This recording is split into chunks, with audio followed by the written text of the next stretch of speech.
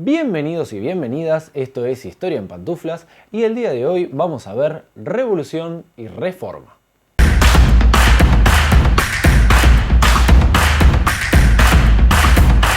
Como todo término complejo, existen un montón de debates acerca de qué es y qué no es una revolución.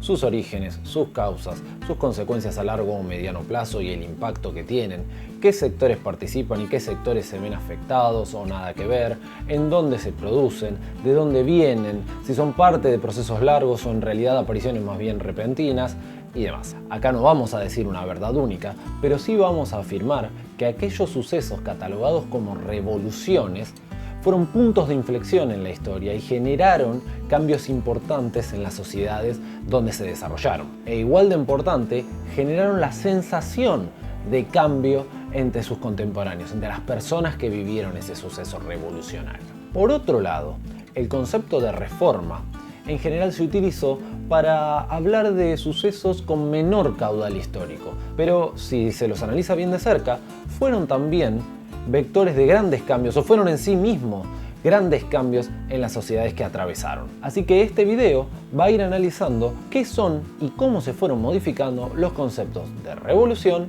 y de reforma. Inicialmente, el término revolución era aplicado al campo de la astronomía, ya que hacía referencia a la repetición cíclica de los movimientos de planetas y estrellas. Era un movimiento predecible y regular, más relacionado a la idea de restauración y de volver al plan original que de romper con algo establecido. Durante mucho tiempo, esta lógica de análisis se volcó a la historia. ¿En qué momento se da el giro del término? Durante el Renacimiento comienza el pensamiento revolucionario moderno. Más tarde, John Milton fue uno de los pioneros en considerar la revolución como una habilidad y derecho de la sociedad para alcanzar la libertad, asociándola al concepto de utopía. A su vez, distintos autores jesuitas del siglo XVI y XVII, como Juan de Mariana y su discípulo Francisco Suárez, defendieron la legitimidad del tiranicidio. Mariana consideraba al rey como un tirano cuando, por ejemplo, establecía impuestos sin el consentimiento del pueblo o impedía que se reúna un parlamento libremente elegido. Suárez fue más lejos aún y rebatió la vieja doctrina escolástica que asignaba un origen divino a la autoridad del monarca, una idea que sustentaba el absolutismo de los reyes. En su lugar, planteó que el poder civil tenía un origen popular. El pueblo como soberano delegaba al rey su autoridad y podía quitársela cuando el rey era injusto y tirano. Estos y otros autores sentaron las bases de la legitimación teórica de diferentes levantamientos políticos y sociales. Según el historiador Eric Hobsbawm, los eventos de la segunda mitad del siglo XVIII, como la Revolución Industrial, la Francesa, las 13 colonias y las americanas, adoptaron el término revolución para referirse a esos procesos de cambio profundo que estaban atravesando y marcaban el inicio de tiempos nuevos, como por ejemplo el reemplazo del calendario en la Revolución Francesa. En las fuentes podemos rastrear la conciencia en la constitución de nuevos fenómenos. En las ciencias sociales, el término revolución hace referencia a cambios o transformaciones radicales en las estructuras sociales de poder que componen una sociedad. Es decir, se modifica un sistema y esto trae consecuencias trascendentales, a veces súbitas y violentas, que modifican totalmente el orden establecido. Y puede darse por motivos políticos, económicos, sociales, culturales, religiosos, tecnológicos y hasta científicos. Estas revoluciones no surgen de un día para el otro, sino que son construcciones complejas y muchas de ellas se gestaban durante décadas. También es necesario pensar que las que vencieron tardaron años en afianzarse, si es que lo lograron, y no muchas pudieron romper definitivamente las estructuras previas, sino que convivieron con las mismas creando algo único nuevo. De allí los debates que surgen en torno a ¿cuándo comenzó tal revolución? ¿Cuándo terminó? Para muchos, la revolución equivale al periodo de inestabilidad y trastorno que se da entre la caída de un viejo régimen y la consolidación de uno nuevo. Para otros, sin embargo, conlleva inclusive un proceso de tiempo mucho más amplio.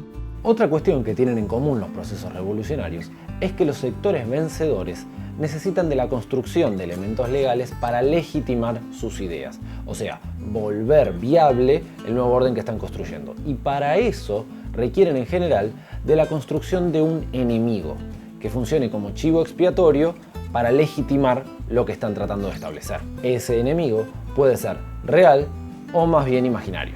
Por la división capitalista-comunista del siglo XX, existe una tendencia a relacionar a la revolución solamente con sucesos provenientes de, llamémosle, una izquierda.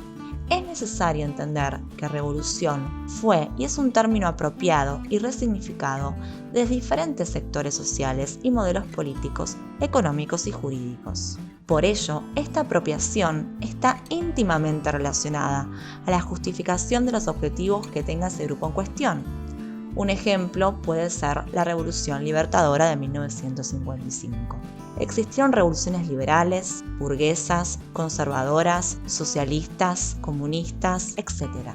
Desde donde se la mire, la revolución podía ser liberación u opresión. De esta disputa, a su vez, surgieron movimientos denominados contrarrevolucionarios o reaccionarios, cuyo objetivo era recuperar lo perdido. A pesar de todo esto, y más allá de las generalizaciones que podamos hacer, cada revolución tiene su propio carácter y puede ser abordada desde perspectivas diferentes. Para cada caso particular, cabe preguntarse, ¿por qué sucedió? ¿Cómo? ¿Qué actores participaron? En historia, las reformas, a diferencia de las revoluciones, sirven para indicar procesos que buscan modificar determinadas cuestiones, pero dentro de un mismo sistema. Los procesos de reforma, principalmente, suelen aparecer para descomprimir situaciones tensas o conflictivas, buscar soluciones a determinadas crisis o directamente promover cambios que a futuro puedan volverse más complejos. La Reforma Protestante de 1525, de índole religiosa, buscaba modificar algunos accionares de la Iglesia Católica. Pero Lutero y el luteranismo posterior no querían destruir al catolicismo como tal. Lo mismo sucede con las reformas borbónicas, utilizadas por la propia corona española para revertir la decadencia y dominio del imperio en sus colonias. A su vez, aparece el término rebelión más íntimamente ligado a una idea de revuelta menos organizada y en apariencia con menos impacto en sus resultados. No siempre implica un cambio concreto, a pesar de que su accionar afecte momentáneamente algunas estructuras. Muchas veces está direccionado a modificar una cosa específica y no pone en cuestión el sistema general.